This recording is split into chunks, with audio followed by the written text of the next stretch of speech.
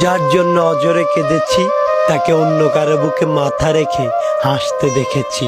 যার মেসেজের আশা সারা রাত জেগেছি, সে আমাকে রেখে অন্য সবার মেসেজের রিপ্লাই দিতে দেখেছি।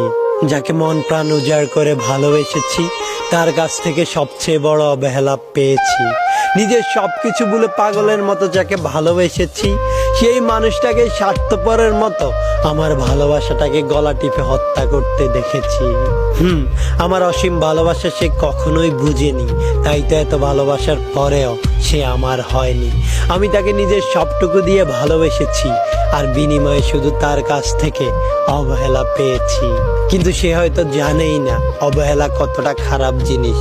অবহেলায় হারিয়ে গেছে অনেকেই, কেউ কি রেখেছে খোঁজ? আমিও হারিয়ে যাব একদিন, হুট করেই হয়ে যাব নিখোঁজ।